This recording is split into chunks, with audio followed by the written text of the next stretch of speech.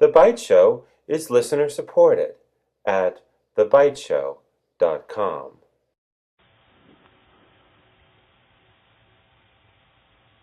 Hello, everybody. This is GeorgeAnn Hughes, and this is The Byte Show. And we are blessed to have Joseph P. Farrell with us. Joseph has a website. It is called GizaDeathStar.com. On his website, there remains a PayPal button. Please exercise it. I don't want the rust to start dripping out. So please exercise that PayPal button on Joseph Farrell's website. Hi, Joseph. Hi, GeorgeAnn. Thanks. Thanks. And thanks to everybody that has been doing that, and to everybody sending me articles too. It's becoming a torrent. Yeah. Well, there's so much going on. There is so much going on, and it's uncanny that with the internet we have the ability. Everybody is now their own researcher. And but people send me things all the time. Yeah. And it's kind of fascinating just to see what's going on out there beyond the stuff that I pick up when I'm surfing. Yeah. Anyway.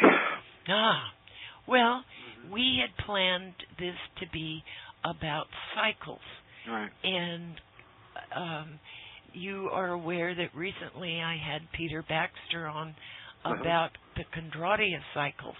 All right. And people have asked, what is your take on these cycles? Well, I don't really know that much about Kondratiev. He was a Russian economist during the early Soviet era. And again, I don't know that much about him. I haven't read anything that he has actually written, so I don't know exactly why he was coming to the conclusions he did, nor do I know exactly what his data was that he was studying. But in looking at, I listened to the show, the interview that you did, and did a little surfing on the internet to kind of catch up and discover what he was up to. And it strikes me in just what I was able to glean from the internet that Kondratiev was apparently, I think, onto the same phenomenon that Edward R. Dewey and his Foundation for the Study of Cycles in this country got onto about 4 or 5 years later, all right? Okay. Now, if people don't know who Dewey was, I wrote about him at length in Babylon's Banksters in the second chapter of that book. Dewey was hired by President Hoover after the Great Depression had struck to figure out why we apparently kept having these boom and bust cycles. And Dewey took rather a different approach to standard economics than did most economists of the period. And this is why I think Kondratiev is probably onto something. And that is, Dewey decided to study not necessarily the why, but the what. He just decided to study the cycles themselves. Yeah. And in doing so, he came up with several different cycles of different periodicity. In other words, he was dealing with 9-year cycles, 3.5-year cycles, 18-year cycles.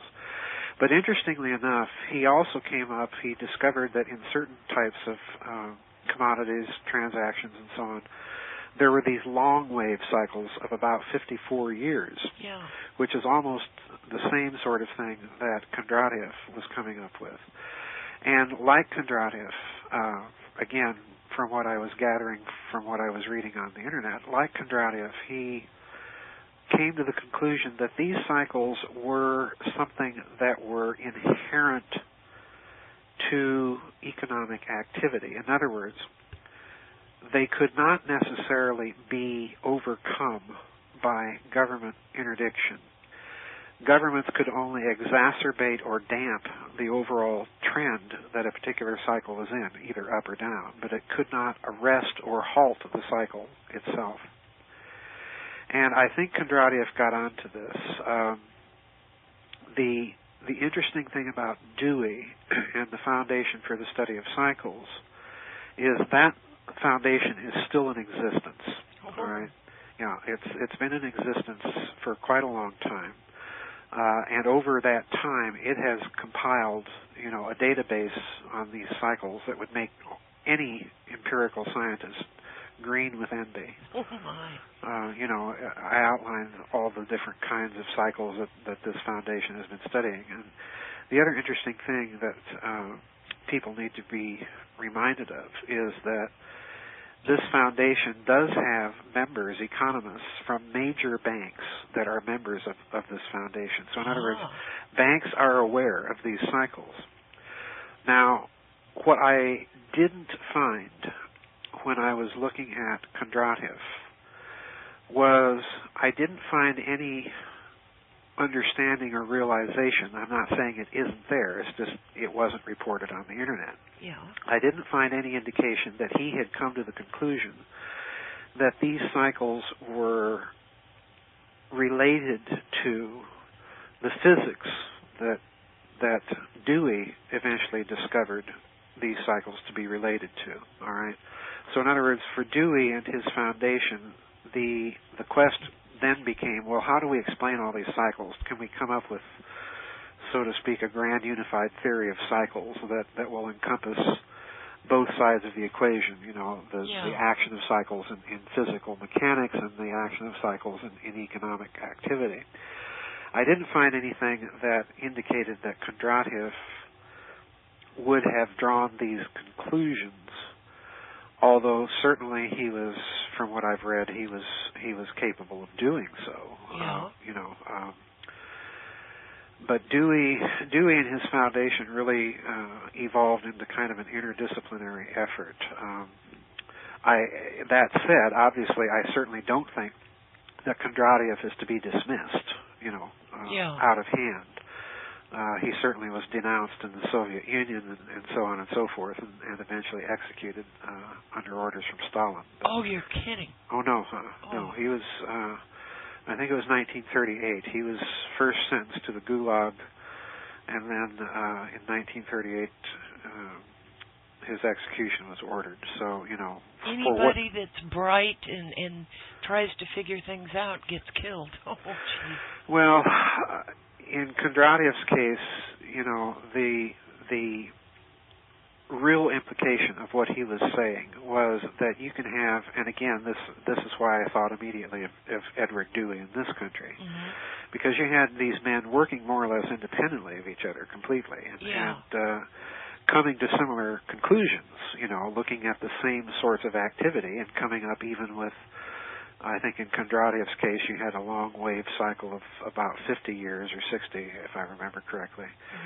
And in Dewey's case, you had a long wave cycle of 54 years. So, they're coming to similar conclusions, looking at similar data. And that's another thing that tells me that Kondratiev was onto something. You have two economists working in vastly different types of economies, coming to similar conclusions. Well, this means, as far as the Soviet ideology is concerned, that, there's nothing really that communism can do with a centrally planned state economy. Right. They tended to view, as we tend to view in this country, economic systems as being closed off centers of activity unto themselves. In other words, they're not influenced by cold physical reality, which, if you stop and think about it, is nonsense. Yeah. Because certainly agriculture is part of any economy, and that's certainly dependent on cycles of growth and harvest. Right. And, the big thing that I think that sticks out from all of this is, I took pains in Babylon's Banksters to show that the banking elite since ancient times has been very aware, has been plugged into this whole idea of cycles. It's certainly something that I encountered again, writing the sequel to Babylon's Banksters. It was very, very clear. So Kondratiev is really, like Dewey, he's saying that there's a physics basis to these cycles. And in some cases, that physics basis seems rather obscure. We can't really figure out why should sunspot activity be correlated to certain kinds of economic activity. We don't know. But it is, Yeah. It's there, like it or not. It's just like, the full moon syndrome, if you're a policeman or, in my case, casino manager, back when I was a casino manager, full moons were always just, you dreaded them. Yeah. Because people's behavior changed. Yeah. It was very clear, and no one knew why. So, it's to me, I think there's something to what Kondratiev was saying, and by saying it, he was challenging that assumption that the state can plan everything, and nothing, the omnipotent, all-powerful state can do everything. And Yeah. Oh, gosh, Joseph.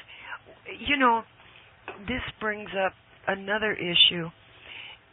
In the Old Testament, it's forbidden to know about cycles, to know about astrology, that kind of thing. And I was wondering if this... Isn't that interesting? Yes. I was wondering if that prohibition had to do with keeping people in the dark, keeping them from learning about cycles. Well, okay. As usual, you're opening up a huge Pandora's box. I intended to. Yeah, I figured you did. I could kind of tell you were just eagerly waiting to pop that question. Yes. The standard theological answer would be, of course, the prohibition against astrology and this type of thing is really part of the prohibition against idolatry. Yeah. Don't worship the creature, worship the creator, yada, yada, yada. Yeah. That said,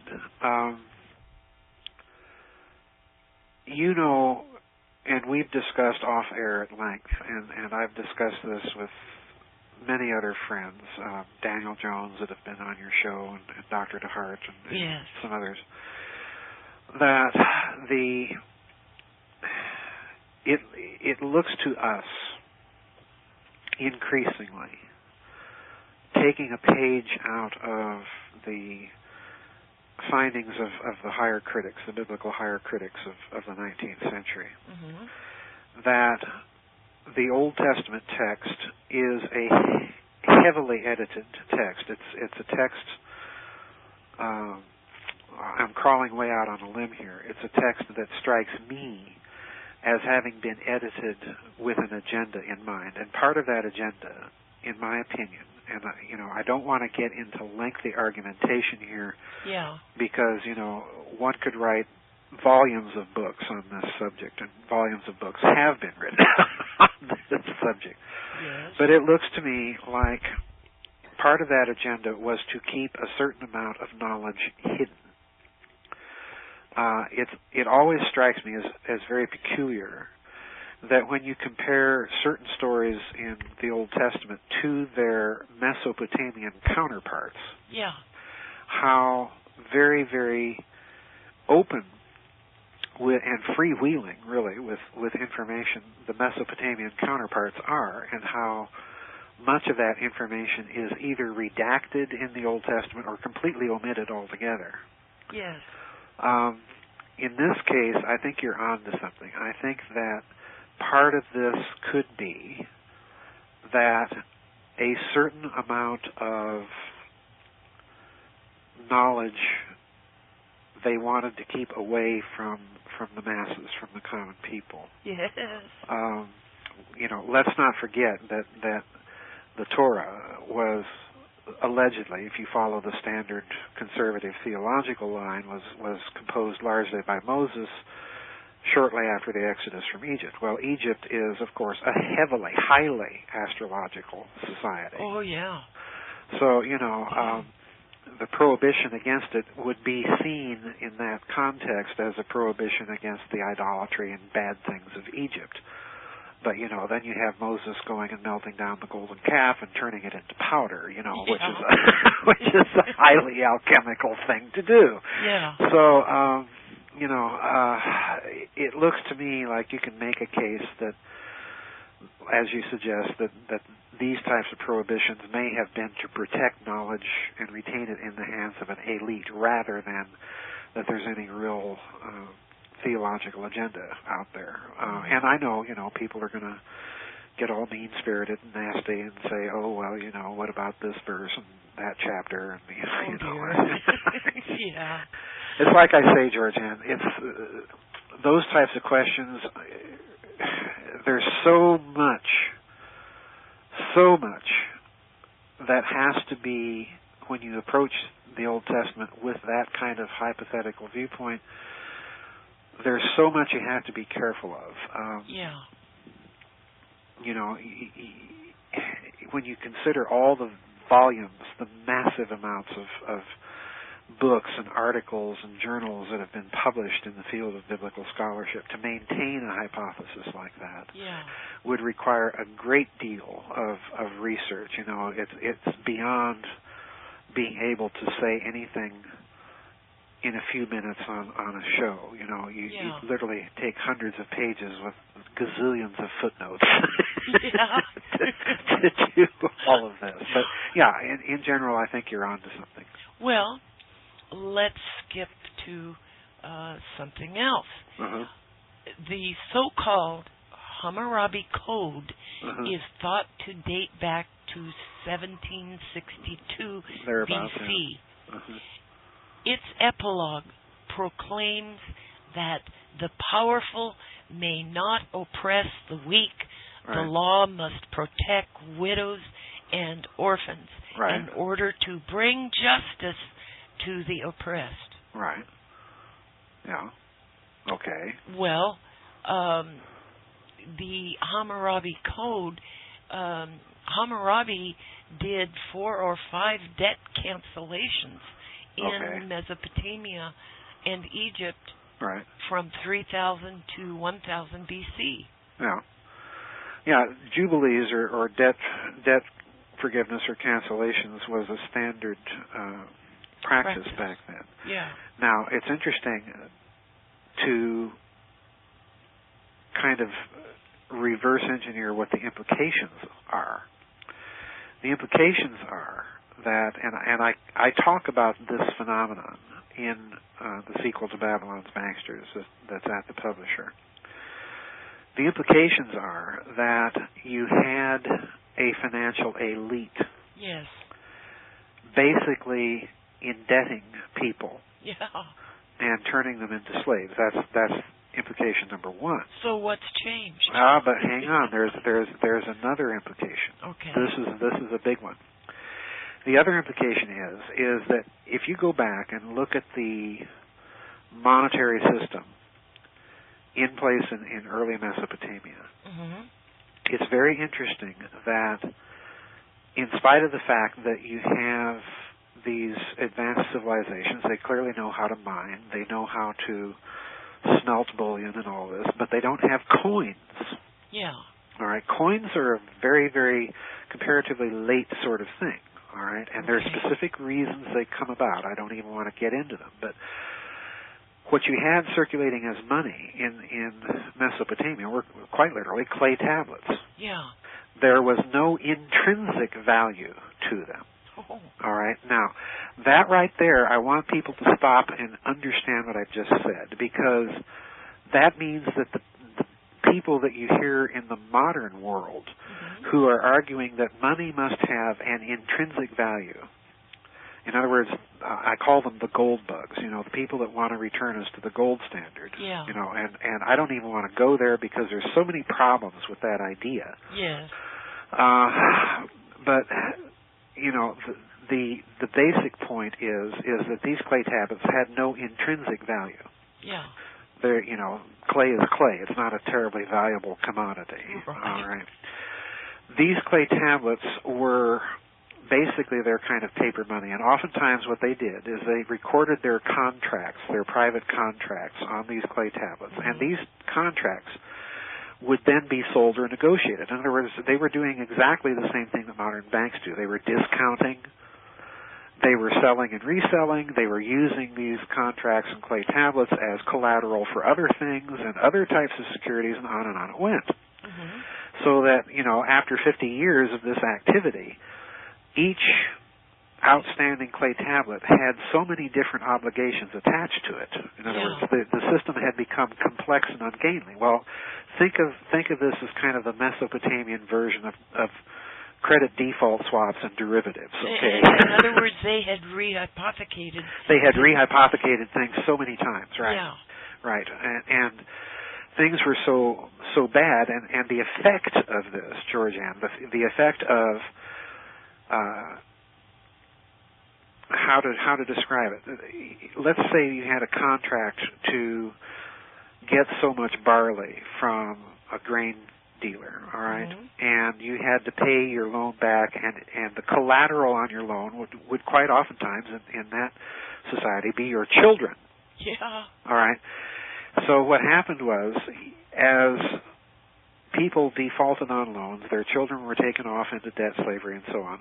And as this system grew and grew, oftentimes it drove people out of the fields and away from civilization itself. In other words, the civilization, the credit industry, was pushing people out of productivity. Yeah. Just like now. Yep. And in order to maintain the civilization, they couldn't figure out any other way around it, and they simply declared these jubilees, these debt forgivenesses, which were, the ceremony was quite literally the breaking of the tablets. The king would break symbolically break these contract agreements, and that symbolized that everything is reset. Mm-hmm. Okay.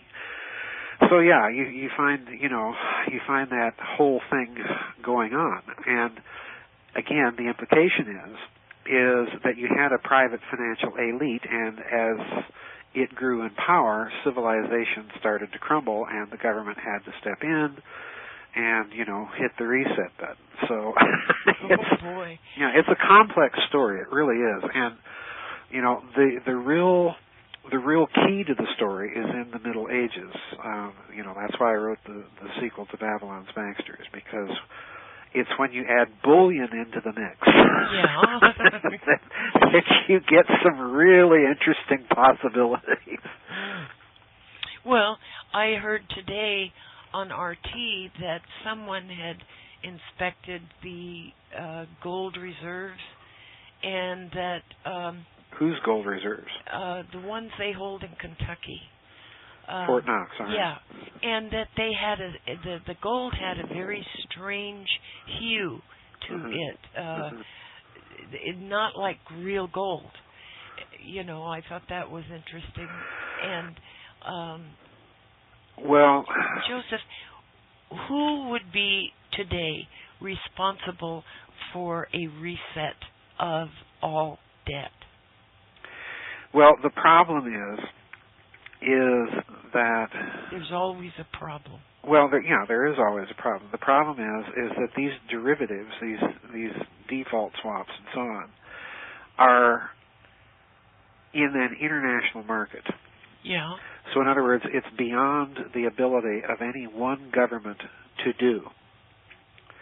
And I think this is partly the reason why you see the scramble now on for some governments that are trying to repatriate their gold. Oh. And, there is, Catherine Austin Fitz and I talked about this on her show last Thursday. The problem there is that it doesn't take long to research on the Internet, GeorgeAnn. Just try and find out how much gold is actually in existence. Yes. The numbers are astonishingly weird. In that, I can tell you in one case, and I'm writing about this in the book I'm writing now. In one case, one member of a government, of a major government, came up and cited one figure, all right? Mm-hmm. And a major media outlet in yet another country cited a figure that its gold reserves alone were double the figure for all of the gold in existence cited by the first guy. Oh my gosh. Okay. Oh. So there's a teensy problem here. Yeah. Okay, especially if you're certain kind of libertarian-leaning candidates for president in this country, and you want to go to a gold standard, right? Because, if you're going to do that, it's kind of a helpful idea to know how much gold is actually there. Yeah, I would think so. Yeah, I would think so too. So, this is another problem. And on top of that, like you say, there's a number of indications. I've written all these articles on my website about the bearer bond scandals, which I think represent something real. There hasn't been any news of that as of late. Well, yes and no. Okay. The problem with the bearer bond scandals and all those blogs I posted is that, let's go back and review here, and I'll get back to gold here in a minute, okay? Because this is all tied together. Let's go back and remember those Japanese men in 2009 that were caught at Ponte di Chiasso in Italy trying to cross into Switzerland. They had a briefcase with a false bottom. Inside of the false bottom, there were all of these supposed bearer bond U.S. securities, okay? Yeah. Now, the whole thing stunk. Mm-hmm.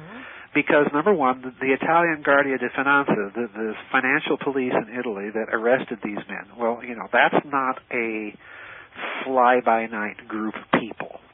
Right. These are professional sort of intelligence security cops, all right? Right. And in any normal sort of apprehension of suspects, you let them go to their destination and make their trade and apprehend everybody. Instead, they cut this operation off in the middle. And these Japanese men, allegedly, were carrying about $134 billion, billion with a B, in these fake securities, all right? In denominations that we were told by our government never really existed. We didn't issue $500 million bearer bonds, all right? Yeah. And on top of this, these bearer bonds were supposedly gold-backed, all right? So imagine $134 billion worth of gold-backed bearer bonds, wow, which our government assures us are totally fake. Okay. Yeah. Then in 2009, we had another bearer bond scandal in Spain. Yes. And, I have all the pictures up there on the website, and again, it was bearer bonds.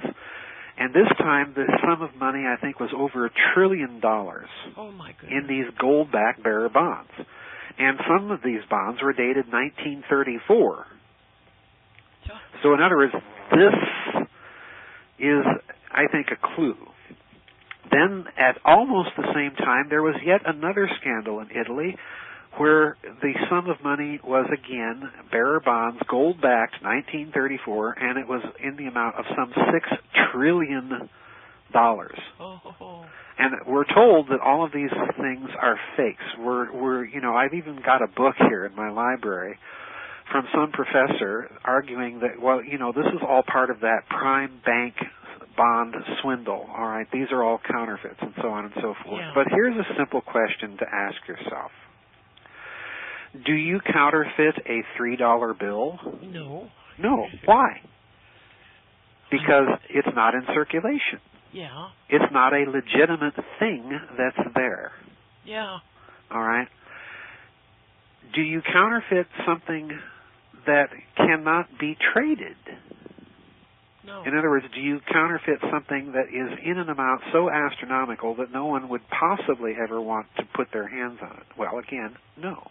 Mm-hmm. So, I'm thinking that with those two little principles in mind, regardless of any disclaimers, that if indeed these things are counterfeit, they are counterfeits of something that's there. Yeah. So, let's go back to the gold then. Okay. Because you have such astronomical amounts of money, and supposedly this is all gold-backed, that to me would suggest, like you said earlier, that whatever amount of gold is in existence, it has been massively rehypothecated. Yeah, oh yeah. Oh, yeah. Now let me see if I can find this. It's in a book right on the back of my shelf here. And let me see if I can find the page, because I think I marked it. Yeah. Okay, here we are. Okay. I just reached for a book. And I wrote about this on the blog site, all right, on my website. And for those people that don't visit my website, please do so. Yes. Read these articles. This is a book that's called Confessions of the Old Wizard. Oh. Subtitle, The Autobiography of Hjalmar Horace Greeley Schacht. All right? Oh. Ho, ho, ho. Now, for those who don't remember, Hjalmar Horace Greeley Schacht was president of the Reichsbank between World War I and World War II, and for a certain period of time during World War II, he was president of the Reichsbank under Hitler. Oh. All right? Now, Hjalmar Horace Greeley Schacht is the lovely fellow who, along with some American financiers and Montague Norman of the Bank of England in the interwar period, was the fellow who designed and set up the Bank of International Settlements in Switzerland. It was Schacht's brainchild. And when Schacht proposed this central bank to central banks, he negotiated a codicil, a provision, that in case of war, this bank would remain neutral. It would be considered neutral by the combatants. In other words, this is kind of a roundabout way of kind of giving this bank sovereignty. Yes. All right. Now, here's an interesting little thing that Dr. Schacht writes in his autobiography. How come so many of these Germans are interesting? Oh. Well, because there's all sorts of financial wheeling and dealing going on between the wars. That's why. And Schacht, of course, being a German that was actually born in this country, his parents had emigrated to the United States. That's why his two middle names are Horace Greeley. And then Schacht himself, of course, immigrated back to Germany. So, he had one foot in America and one foot in Germany. Yeah. Interesting, isn't it? Very. And to end up as president of the Reichsbank to boot. Yeah. Oh, my gosh. Okay. Well, now here's an interesting little thing that he wrote in his autobiography. This was during a trip that he took to the United States, to New York City. And let me kind of set the stage. He decided that he would drop in on his good friend, Benjamin Strong, who was then the governor of the New York Federal Reserve Bank. Okay. Oh, gee. Nice right? Friend. Nice friend to have. Yes. Now, this is on page 245, and I'm reading directly from Schacht's autobiography. All right? He says, quote, "Another amusing incident arose from the fact that the Reichsbank maintained a not inconsiderable gold deposit in the Federal Reserve Bank in New York. Strong was proud to be able to show us the vaults, which were situated in the deepest cellar of the building, and remarked, quote, 'Now, Herr Schacht, you will see where the Reichsbank gold is kept,' unquote. Oh. While the staff looked for the hiding place of the Reichsbank's gold, we went through the vaults. We waited several minutes. At length we were told, quote, 'Mr. Strong, we can't find the Reichsbank gold,' unquote. Oh. Strong was flabbergasted, but I comforted him. Quote, 'Never mind. I believe you when you say the gold is there. Even if it weren't, you are good for its replacement,' unquote, unquote. Oh. So in other words, yeah. I hope you understand what just happened. Okay. What has just been reported to you by the president of the Reichsbank. Okay. That is, number one, the Federal Reserve Bank of New York, which supposedly is the reserve bank of the Federal Reserve System. Yeah. That maintains foreign countries' reserves, all right, the gold, actual physical gold bullion, and simply transfers this gold from vault to vault as payments and settlements are made on account, all right? Yeah. Now, the president of the Reichsbank has just told you, number one, that the Federal Reserve Bank of New York lost the Reichsbank's gold. Lost it? Lost it. Couldn't find it. Lost it. Lost it. Now, if you believe that, I have a gold brick bridge in Brooklyn to sell you. Yeah, no fooling. Gee. Okay. And number two, you'll notice that Schacht's reaction, now, you know, if I were the president of a major European country central bank and I'm going to the New York Federal Reserve and the Federal Reserve staff there tells me, oh, by the way, we can't find your gold. Right. Oh. Okay. The last thing I'm going to do is dismiss it all as an amusing incident and say you're good for it. Oh, gee. I'm going to pursue it. Ah. Now, the reason I'm bringing all this up is, isn't it interesting that the country that is clamoring the most to figure out what is its actual amount of gold reserves in the Federal Reserve is, guess who? Germany. Oh, yeah. Right now. Oh. Right now, they are, you know, there's a debate in Germany, the Bundesbank, which is, of course, the successor bank to the Reichsbank. Yes. The Bundesbank is saying, well, you know, we don't really need to do an audit, you know, none of this is necessary, you know, it's there, we trust them. It's kind of the same reaction as Schacht. And people in Germany, various instrumentalities, you know, the kind of the German equivalent of the Congressional Accounting Office, all right? The German equivalent of our Congressional Accounting Office is wanting and demanding a full audit. Yeah. You know, they want to know how much gold does Germany have and where is it? Well, Germany is suing U.S. banks for fraud. Yes, I know that. Yeah. But my point here, you're missing my point. Okay. My point here is you have, at the modern end, you have the same country wondering what happened to its gold, and way back in the late 1920s, you have the president of the Reichsbank dismissing this all.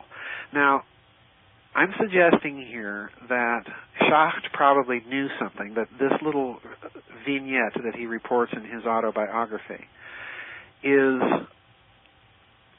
a story. In other words, the underlying kernel is true. The gold is probably not there. But Schacht probably knew where it was. Probably. And probably Strong did too. And again, I think you hit the nail on the head, GeorgeAnn, when you said rehypothecation. Yeah. All right.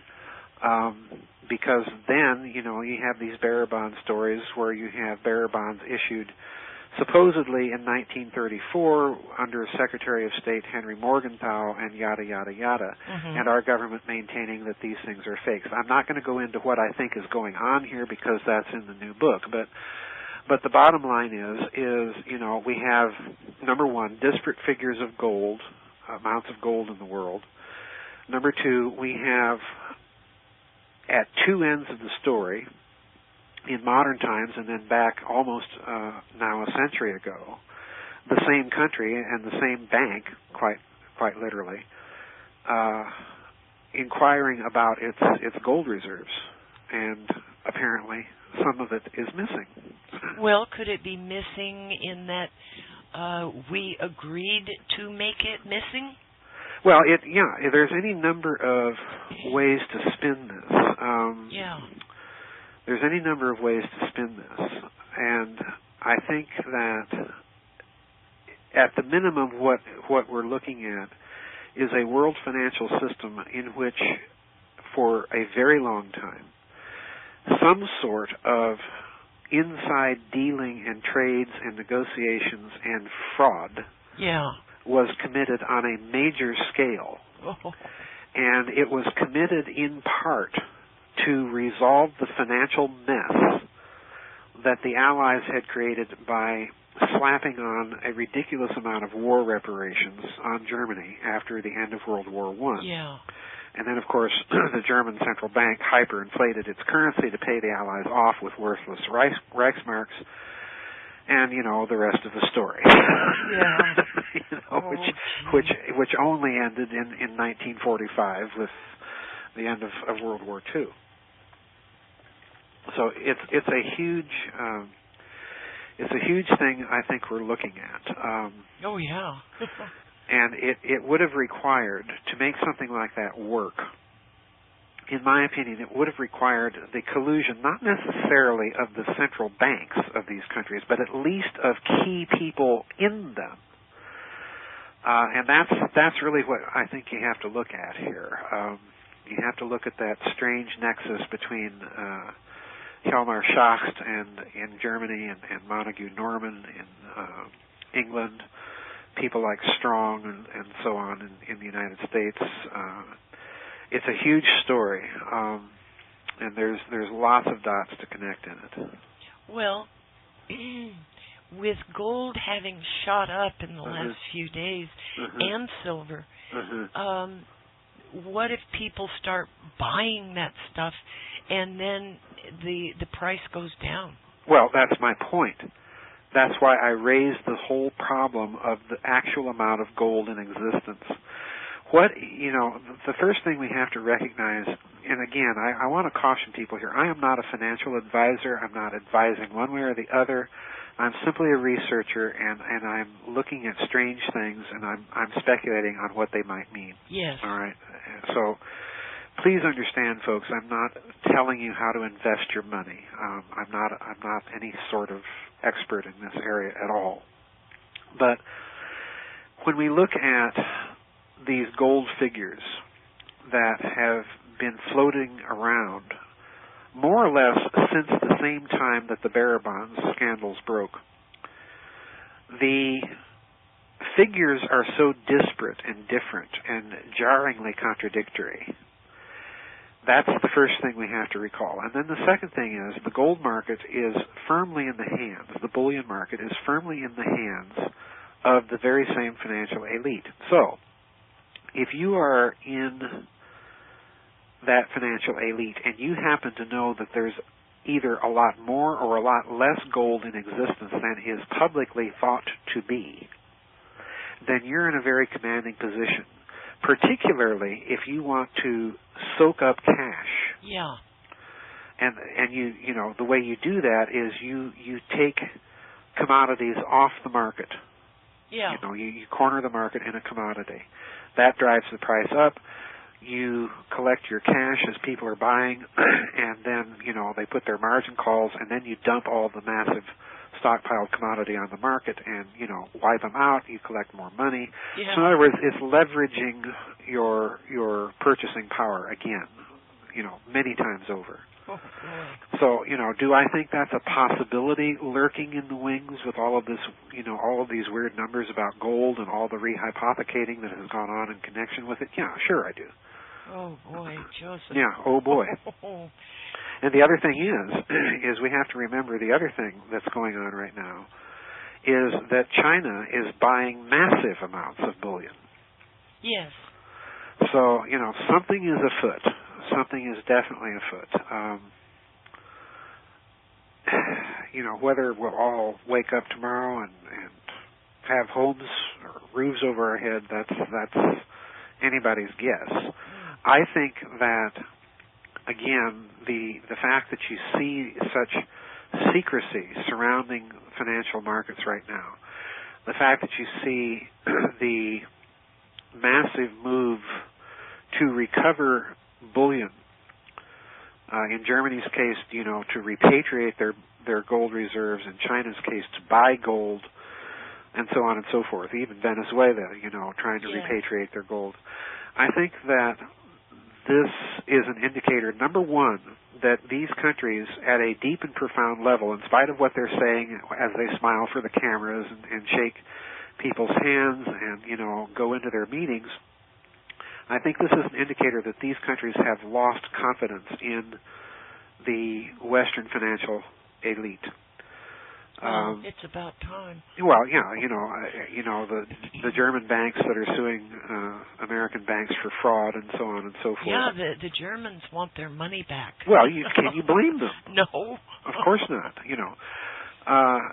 But that fact, plus the fact that you see the German parliamentary accounting agency wanting a physical accounting of its gold, that the fact that you see certain circles in Germany pressing for their bullion reserve repatriation, and that the Bundesbank and the European Central Bank are resisting that. This is yet another indicator to me, GeorgeAnn, that what you're seeing right now isn't the all-perfect, all-powerful, omnicompetent plan of financial elites to take over the entire world. What you're seeing is real factional infighting in those elites. And the targets right now, the people on the defensive, it looks to me anyway, are precisely the Western financiers in the city of London and New York. This is an old story. Well, as we have talked about before in one of the many hundreds of files that we've done. Yeah, it seems that way, doesn't it? Yeah. Joseph, what if, or is it possible that Germany and Russia are able to alchemically produce gold? Okay, this is a possibility that, a radically speculative possibility that I've actually discussed on my website with the members of my website. Let's suppose, for the sake of argument, that if you go back to that interwar period, and you'll recall in the SS Brotherhood of the Bell, I wrote about the fact, and later on, even more importantly, in the Philosopher's Stone, that you had scientists in Germany, and incidentally, guess where else? Where? Japan. Oh. Okay. Okay. You had scientists in those two countries reporting in, newspaper articles and so on, that they were discovering trace amounts of gold after performing experiments with, guess what? Mercury. Oh my goodness. Yeah, you want alchemy, there we are. Yeah. And they were trying to figure out, well, why are we getting this weird result? Yeah. And interestingly enough, Siemens, the big German electronics firm of Siemens, actually took patents out in Germany on processes to transmute minute amounts of mercury into gold. Oh my gosh. Right during this time. All right. So in other words, it's there. It may not produce much. It may produce, a few tiny little grains, molecules of the stuff, but it's there. So let's suppose that with enough money and manpower, you get that technology to work. Yeah. On an industrial scale. Oh boy. Well, if you're the Nazis or the Japanese or anybody else with that technology, do you advertise the fact? No, you simply produce gold and sell it, and you do so carefully enough that it doesn't crash the market.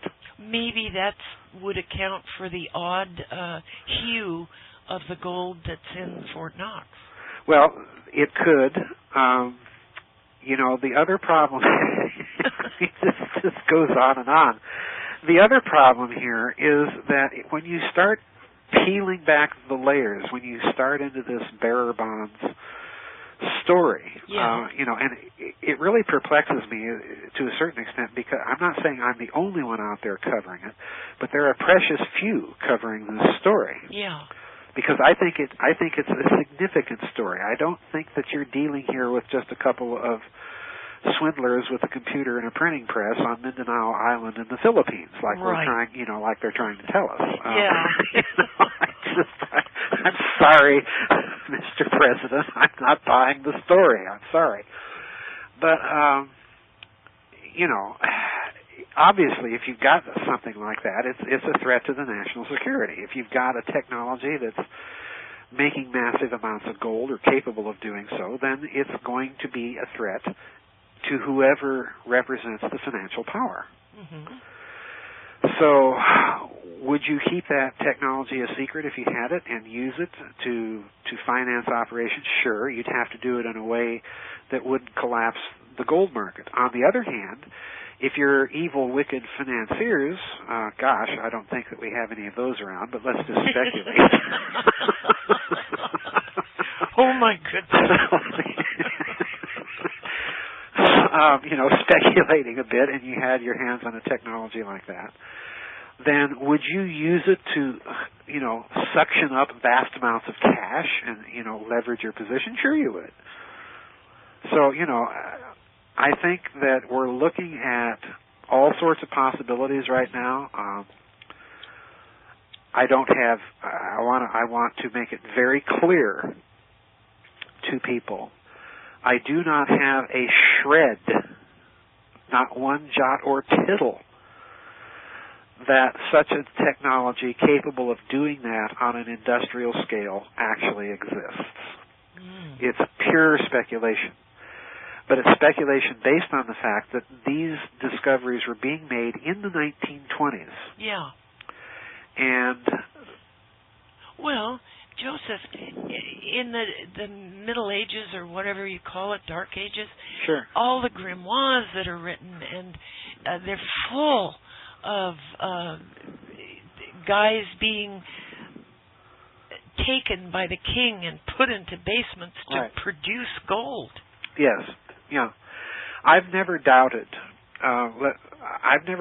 that there is a kernel of or a solid core of truth to these stories about alchemical success. Yeah. And here's why. And again, I don't care if academics laugh or anything like that. The reason why, when you get right down to it, is purely rational. Alchemy has been around for hundreds of years. Mm-hmm. All right? In that time, human beings are not stupid. Right. In that amount of time, they wouldn't keep pursuing something if at some level, somewhere, sometime, it had not had success. Right. This is the problem. Yeah. And there are those stories, the odd stories, like the fellows that I talk about in the Philosopher's Stone, like General von Peikel up in Sweden, making gold for Charles XII, and the fellow in the French Mint, I forget what his name was. But you have these recurring stories that are difficult to dismiss as being purely fraudulent. Yeah. Charles the XII of Sweden was a pretty hard-headed, coldly rational sort of guy. So, he took all sorts of precautions to make sure that the fraud had not been committed. Wow. So it's difficult. But if at any point you figured it out, if you were able to decode these alchemical texts and to put them or bring them in line with modern science, and if you were to be able to explain what the scientists were noticing in the 1920s and come up with a workable technology, you've got a huge story there. But like I say, it's a story I have no evidence that there has been any such industrial scale technology that has been created. There are odd clues, nothing more. At best, you can only argue a circumstantial case. I happen to think that, going back to the bearer bond scandals, you don't counterfeit what doesn't exist. Well, right. If these things therefore represent an existing real but secret type of security that is somehow tied to gold backing, then that would indicate a vast amount of gold in existence, far beyond what official numbers are reporting. Oh, yeah. Well, in some of the Latin texts, they're written kind of in code. Oh, yes. All alchemical texts are written that way. Yeah. And it's very interesting as I struggle to read it. Oh. Well, if you recall, in the Philosopher's Stone, alchemy tells you that the great work can only be accomplished under certain conditions. You have to get your equipment and everything in the proper order, but you also can only do this at particular times. Yes, kind of like the bombs. Yeah, well, some say that. Kozyrev in Russia was saying a similar thing. There are people out there that are saying that nuclear and thermonuclear weapons don't work unless you set them off at the right time. Well, to me, that's a ludicrous, ridiculous theory. I do think that the yield changes depending upon local geometry. That's a key point. Could that be why Netanyahu is so anxious to bomb Iran? No, I doubt it. Okay. No, because nukes are going to work regardless of when you use them, and the kind of strikes that they would have to do against Iran wouldn't really be dependent on high yields to take out the Iranian program. It would be rather a case where you'd have to use precision munitions and bunker busting types of ordnance rather than high yield. Okay. So no, that wouldn't be a reason. As to why, what he's thinking, I have not a clue. Yeah. I can't think in so scrambled a fashion. Yeah, right. Oh my gosh, Joseph. Well, if the alchemical thing is true, and I've said this before, Russia has produced, on an industrial scale, diamonds. Oh, yes. That actually have small carbon spots, small fractures in them, and jewelers have said they cannot tell the difference. Right. If they can do that, I could imagine that they could do gold. Well, it would be very different, but I suspect, my suspicion, I'll be very blunt, my suspicion is they may have at least some sort of prototype technology to do this. And there may be somebody that has been doing it. Oh, boy. I'm not going to say who or what my suspicions are, because that's something I'm researching, and it will be a couple of books away if I get enough evidence gathered to go forward with it. But it is a topic that I've been trying to dig into. But my suspicion, in all honesty, is that there is some sort of at least prototype basis of such a technology. After all, my word, if you have Siemens and Tosca in 1920s Germany taking out patents for processes that are simply, from a commercial standpoint of view, not viable processes, then the way I'm thinking is that those corporate executives at Siemens were looking long-term, way down the line, and protecting their interest in the process, in the concept itself. And, Siemens, during that period of history, was a very, very secretive corporation. To this day, we really do not know, nor is Siemens talking about much of the research that they were doing during the war period under the Third Reich. They've been very, very secretive. It is interesting when you look at the post-war patents that Siemens took out almost as soon as West Germany was granted sovereignty.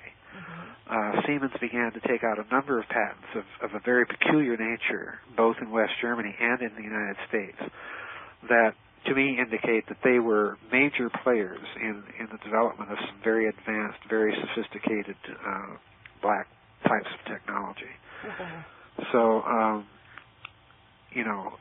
that's just saying on the basis of what's available publicly. Germany, United States, these countries, if patents come into their patent offices, they have laws that if these patents have national security implications, they're immediately classified. Mm-hmm.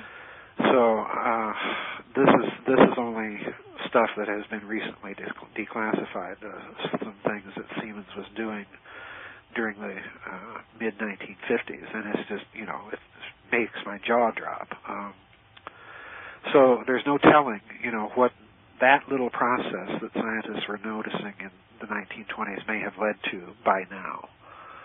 I suspect that it's intimately tied to the story that you have coming out of David Hudson and the so-called monatomic gold, Mm-hmm. The interest that General Electric and other American firms were showing in that type of thing for fuel cells, for energy. I suspect that this is all interconnected. Oh, my gosh. Yeah. Well, my goodness, Joseph, if I know that Peter Baxter Mm-hmm. referred to November, December as very, very crucial months in the cycle. Right. Meaning what? Well, as far as I know, in Kondratyev's thinking, the cycle is more or less concurrent with the natural seasons. In other words, it has some sort of relationship to natural physical systems. Yeah. But again, I'm not sufficiently familiar. I have not read Kondratyev. I was only able to do a very limited amount of research on the internet before doing your show today. So I'm guessing here, totally guessing, not knowing anything about it. And it's the same sort of thing that Dewey noticed in his cycles research. There were, a cycle is essentially a wave form. Yeah. And you have the up part of the wave and you have the down part of the wave. Well, the down part of the wave, as Dewey pointed out, governments were not able to reverse that trend. They could only ameliorate or exacerbate it by any actions that they took. And I suspect, again, that Kondratyev was thinking along the same lines. But again, I have not read Kondratyev. Yes. So I'm guessing. I'm shooting in the dark there. Okay. Well, do you think it's possible that they will devalue the dollar? It is possible. The reason why is there seems to be a scramble now to devalue amongst the major currencies. Mm-hmm. And the reason being, of course, is that strengthens your trading position. So in other words, you have a race to the bottom, so to speak. Yeah. But I think the real problem is you're looking at the last days of the U.S. dollar as a reserve currency. Okay. We are, as an empire, Mm-hmm. we are in almost exactly the same position that Venice was in at the height of its power, Oh. where its currency was kind of, if you want to stretch the case a bit, was kind of a reserve currency of the day. Yeah. But it was backed, the backing of the currency was literally the Venetian military, their ability with their vast financial power. And I've seen, charts that historians of the medieval economy have prepared. Yeah. One very famous American scholar by the name of Frederick Chapin Lane did a vast amount of research on these topics. And you can look at the size of the Venetian economy. A city in Italy Mm-hmm. had an economy much larger than all of France. Oh my goodness. So the Venetian system was dependent upon this oligarchical interface between their financial power and their military power. In other words, what was the backing of the currency ultimately was the Venetian military. This is precisely the position the United States is in now. Yes. The backing of the dollar is no longer American productivity because America doesn't make anything. Right. You know, we've shipped it all to China. Or India. You know, we make some airplanes here, we make some computers and some gadgets, you know. Yeah. But we don't make that much. The huge manufacturing base that was America at the end of World War II, you know, we have the Rust Belt up in the Northeast. The backing of the American dollar right now is the American military. And this is a very, very bad position to be in. Dangerous. It's very dangerous because, you know, Venice ended up basically, GeorgeAnn, having pissed off everybody in Europe. You know? Just like we're doing. Just like we're, yes, bingo. It's not a good thing to be pissing off Germany and Russia and China and France and Italy. And, you know, it kind of boggles the imagination. But my God, didn't we learn the first time? Joseph, that crazy person Romney has issued a threat to Russia. I know. I've heard. You know, I call these two sock puppets Barmit Obromniak because, you know, they're just so absurdly stupid. Yes, they are. You know, yeah, Mitt Romney issuing a threat to Russia. You know, you Russians better toe the line, Mr. Putin. You know, it's just. I'm sorry. You know, Russia has been struggling, you know, since the crack up of the Soviet Union, but don't make the mistake of thinking that down means out. Right. You know, I think we've been down that route before with, you know, Charles XII of Sweden invading Peter the Great and Napoleon Bonaparte invading Tsar Alexander, you know, the First, and you know, it's not a good track record here, folks. That's right. Oh my gosh. I was flabbergasted when I heard that. It just, oh my well, God. you know, I haven't even heard it, GeorgeAnn. I saw people, you know, were sending me by, you know, have you seen the latest from Barmit Obromniak? And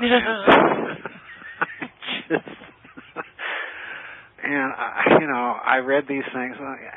I haven't, GeorgeAnn, I have to be honest, I didn't watch the Republithug National Conventicle. I didn't watch the Dummy Crook National Conventicle. I didn't either. You know, these two goofball political parties are so corrupt and so boring. They're so transparent in the corruption that they manifestly parade on stage, on TV. Yes. I have no interest in watching them. I don't want to listen to their speeches. I could care less.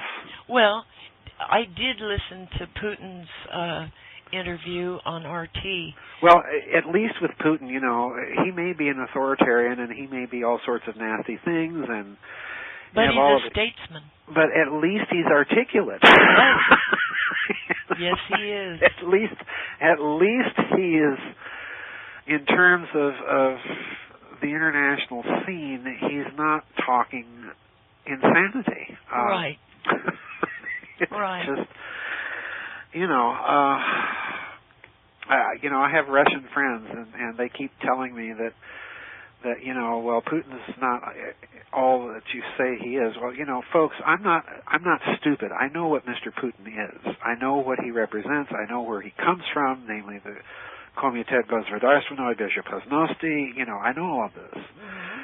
But the fact of the matter remains is that he, in my interpretation, he's not some sort of throwback to the Stalin era. He's a throwback to something even earlier. He's a kind of Russian autocrat representative of that. Of the royal lineage. Well, he's a representative of that trend in Russian society, the nexus between the oligarchs, the military, and intelligence. This has always been there. In Putin's case, he's Russian Orthodox. He's very open about it, and to me, that doesn't necessarily mean he's sincere, and it doesn't necessarily mean he's insincere. He's just kind of a throwback, really, to the pre-revolutionary period in that way. That tight nexus between the Russian instrumentalities of power and the church. But, Putin at least is articulate. Yes. He's not proposing this unipolar America must run everything or you're our enemy point of view. You're right. Which is an impossibility. I mean, when are we going to learn? The British couldn't do it. They had their empire, and at a certain point when it became clear that they were trying to run everybody, they lost it. And, we better wake up. Well, just hypothetically, what if Putin was the leader of this country? Oh, jeez. What would be the first... Can we send Barmet Obromniak to Moscow and trade our two people for Mr. Putin? Jeez, GeorgeAnn. Well, what would be the first thing he would do? In this country? Yes. Well, you're asking a difficult question. Would transplanting someone of Mr. Putin's background and outlook, which is thoroughly Russian, yes, to the United States, and then, does he remain Mr. Putin with that outlook, or does he be Mr. Putin as an American, with an American outlook? What does your question, what are you trying to get to here? Well, if he were suddenly, with his nature, if he were put into the highest office in the land, what would be the first thing that he would do? Well, okay, I think I get what you're getting at. Yeah. I think his first step, if he were to be consistent with what he has been doing in Russia, his first step would be to take out those groups and people that he considers to be threats to the national interest.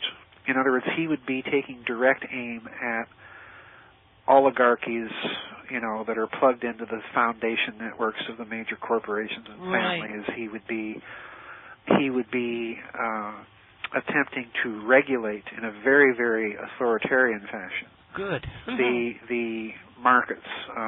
He would, but by the same token, Putin being Putin, he'd be making deals with his own people, of a similar nature. But I think, in terms of geopolitics, he would probably keep American defense spending high, but I think probably he would see the futility of trying to run a unipolar world. Yes. And I think that would probably stop. But he certainly wouldn't be any dove, as far as national defense was concerned. Right. Because he certainly hasn't been in Russia. Right. There's been a number of new missile systems and other weapon systems that have been brought online in Russia since Mr. Putin has been in power, or for that matter, Mr. Medvedev. But the Russians are. Russia is not a country that has easily defendable frontiers with Europe, and so this expansion of NATO into Eastern Europe and then into the former Soviet republics. This is not a move that, in the long term, I don't care what Mr. Zbigniew Brzezinski thinks. This was not a sound or wise move. Right. Oh boy. It's just, And we're seeing the result because, inevitably Germany and Russia are the two powers in Eastern Europe that have always been calling the shots, more or less, for the last 200 years. Yeah. And even before the dissolution of Austria-Hungary.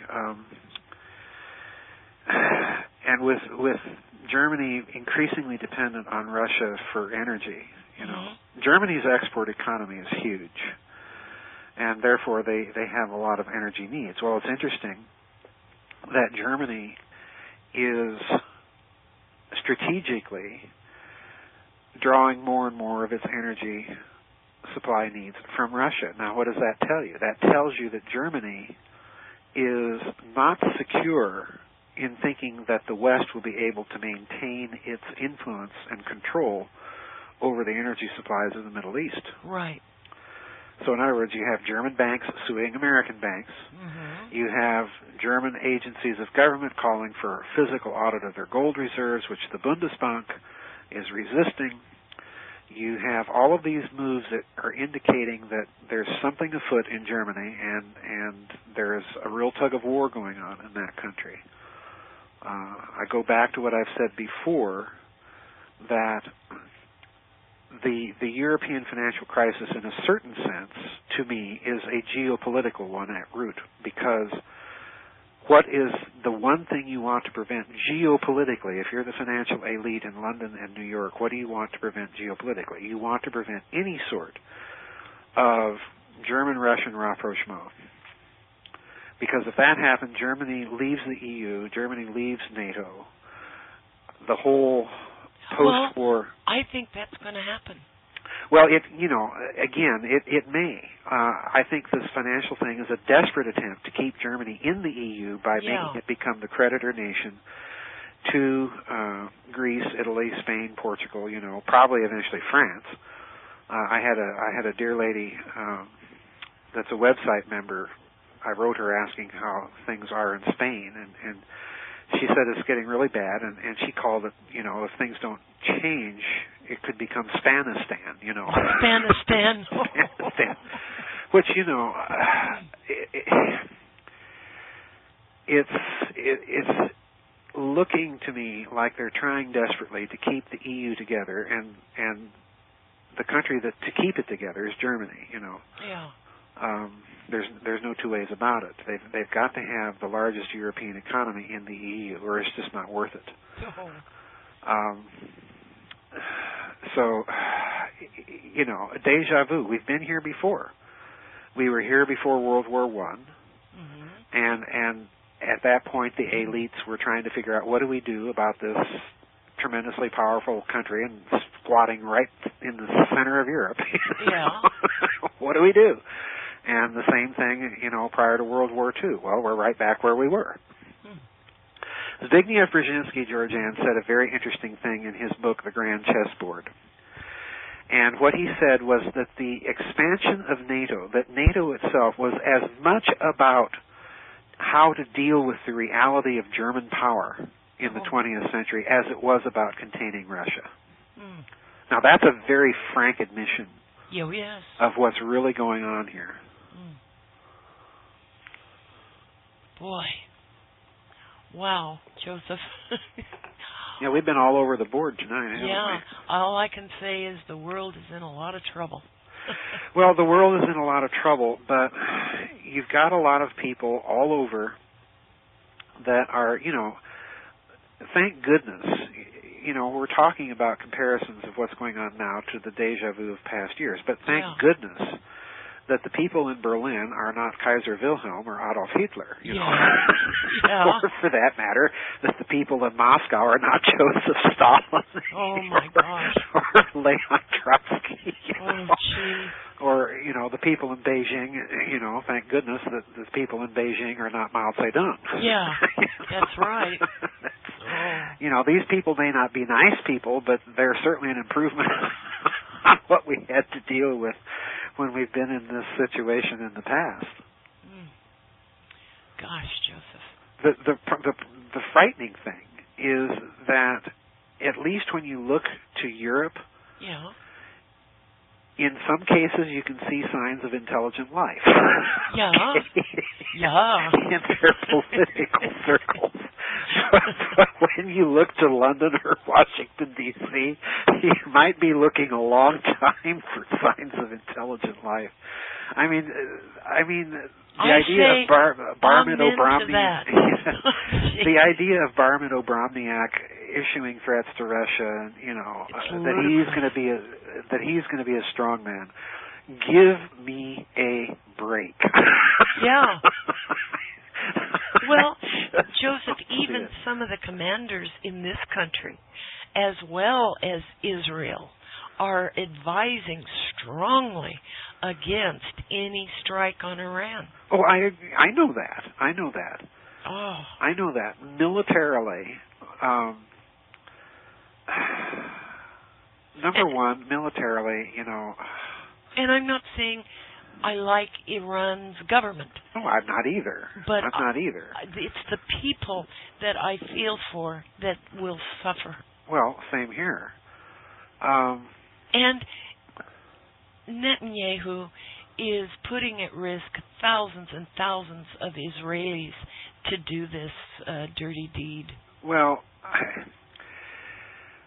I am not quite as apocalyptic in my outlook about all this. We've seen the reports of Israeli intelligence officers counseling against this. We've seen reports of their military officers counseling against this. Mm-hmm. Zbigniew Brzezinski came right out and said that, Israel, if it did this on its own, it would have to fly through U.S.-controlled airspace, and we ought not to let them. Even Zbigniew Brzezinski. Yeah. So, I really don't see that this is anything that he's in a position to do. I really don't. Oh, thank God. Oh. The real worry is the nuts in the pentagram and Barman Obromniak. That's not to say that they're all nuts in the pentagram, but I know it's exasperating, Joseph. It's very exasperating. Yes.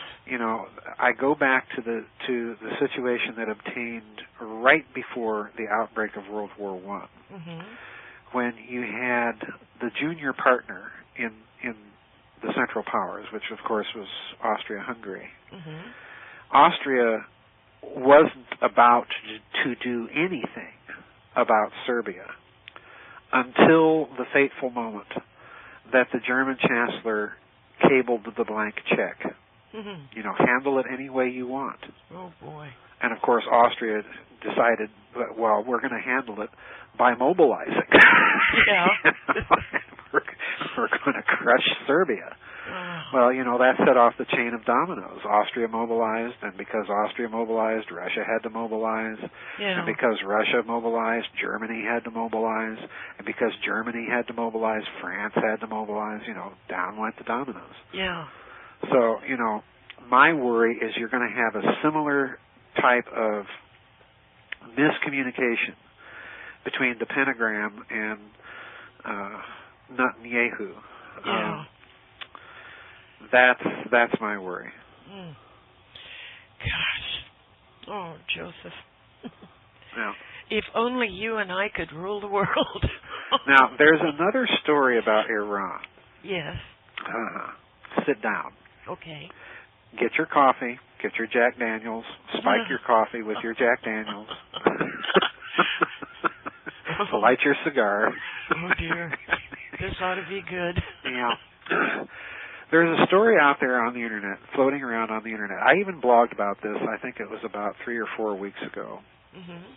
that there's a foundation in Iran called the Keshi Foundation. I have not had time to research this, but I do know that even under the sanctions, the economic sanctions that have been imposed by this country on Iran, that this foundation was able to negotiate and get an agreement with an American company that is headed by a fellow by the name of Eric Lerner. All right, now, that name will be familiar to readers of my books because Eric Lerner is the plasma physicist that wrote the book The Big Bang Never Happened that I cite so much in The Cosmic War. Yeah. Right? Now, this Iranian Foundation has negotiated this contract because what they say they want to do is to bring into the open, into the market, a new energy technology. Right. Based on fusion, based on plasma, and so on and so forth. Now, isn't that interesting? Oh, yes. Why, number one, would our sanctions allow such a thing to take place? And number two, why would these warmongering Iranians be willing to do such a thing? And number three, let's remember what the response of the financial elite has been whenever its energy monopoly on petroleum has been threatened. Well, that may be the hidden story of what's going on here. Okay. I say maybe. Yeah. Not is, but maybe. Wow. Oh, Joseph. Yeah. Oh, my gosh. It's okay for Dr. Rossi in Italy to be experimenting with his cold fusion stuff because, well, Italy's, us. Yeah. But, if someone else is doing something like this, Iran, China, Japan. Yeah. Yeah, Japan. Let me say that one more time. Japan. Yes. Okay. Russia. If they're doing stuff like this, then our monopoly's looking kind of shaky. Oh, yeah. Yeah. You don't just up and start a fight with Russia. Right. That's always been the problem. Oh. So there could be lots going on behind the scenes. That's what I'm saying here. Yes. That there's more going on than just this Iranian nuclear program. Because quite frankly, this doesn't make sense to me, GeorgeAnn. It doesn't to me either. I mean, if Iran had nuclear weapons, it would be a nuclear pop gun compared just to Europe alone. Yes. I mean, just even to France. Yeah. Let alone the United Kingdom. Let alone all the nukes that we've stockpiled in Europe. Let alone all the nukes that, hey, guess what? The Germans are upgrading. Okay. Yeah, now wait a minute here. That are our nukes. That are our nukes, and they're upgrading them? Now wait a minute. I thought they weren't supposed to have any atomic weapons capability at all. Yeah. Okay. Surprise, surprise. Surprise, surprise. So, come on. Europe alone would vastly overpower Iran in terms of nuclear threats and weaponry and so on and so forth. Israel alone would vastly overpower So this Iran. doesn't make sense. No, of course it doesn't. About a nuclear program in Iran wanting to squash it. I mean, it just doesn't. This is why I think that there's some other reason, there's some other set of concerns, and the nuclear issue is being floated for the public. Yes. I suspect that the two major reasons behind the scenes, both of them have to do with energy, both of them have to do with Iran's oil, and then there's this Keshi Foundation story hovering in the background as well. So, nukes, big deal. That's what I'm thinking. As, like you, I tend to think that nuclear weapons are obsolescent, if not obsolete anyway. Yeah, they're like antiques. I'm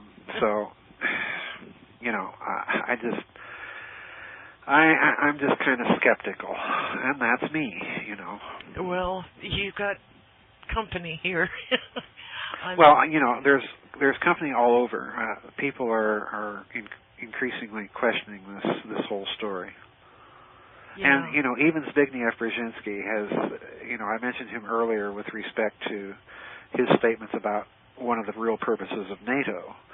Well, the other thing that Brzezinski has recently kind of suggested is, this business about Iran, we're worried about the minor player here.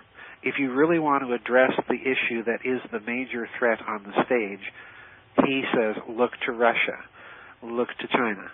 That's, Iran has some pretty powerful backers, and, if you think you're going to deal just with Iran, then you're mistaken. You need to start